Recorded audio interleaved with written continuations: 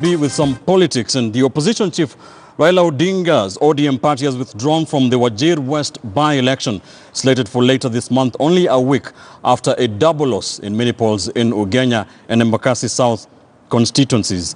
The Orange Party claims the move to withdraw from the race is in reciprocation of the Jubilee Party's decision not to field candidates during the just concluded mini polls in Embakasi South and Ugenya. But is ODM sincere in this, or is the party sensing another defeat in Wajir? KTN News political reporter Muremi Mwangi interrogates for us.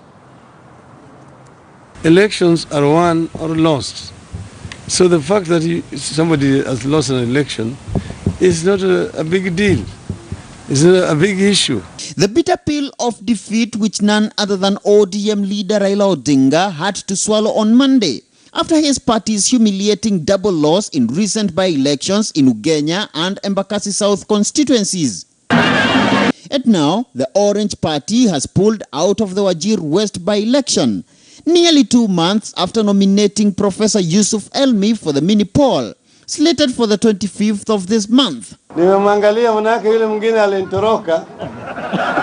ODM had settled on Professor Elmi after immediate former Wajir West legislator Ahmed Kolosh defected to the Jubilee Party soon after his election was nullified by the Supreme Court. In the statement signed by ODM Director of Elections Junet Mohammed, the party claims to have pulled out of the mini poll after consultations with top leadership of the Jubilee Party, during which both parties reportedly agreed to reciprocate Jubilee's earlier decision to withdraw from recent by-elections in Migori, Ugenya and Embakasi South, in all of which ODM fielded candidates. But this move equally raises eyebrows, given that ODM was for the 2 months already actively on the campaign trail in Wajir West, led by none other than ODM leader Raila Odinga. IEBC had already printed ballot papers for the Wajir West mini poll and also included the ODM candidate.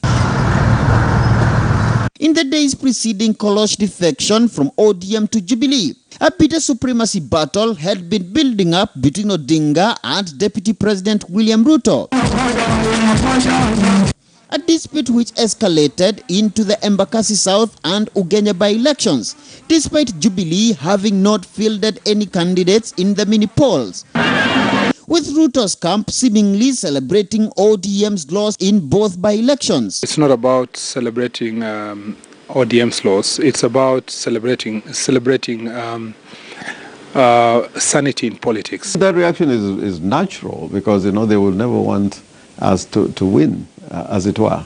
And when we lose, they would want to associate themselves with that victory. The Wajir West contest now leaves Kolosh against Kanu's Ibrahim Mahmoud, Abbas Nano of Agano Party, and LPK's Ali Nur Abdi. But with the ODM yet to come to terms with the loss in Embakasi South and Ugenya, I think members of the Orange think tank are no doubt headed back to the drawing board, as their candidate now boards the Jubilee bandwagon. I played monkey business, where Ruto, a bitter Odinga rival, is spearheading Kolosh campaign.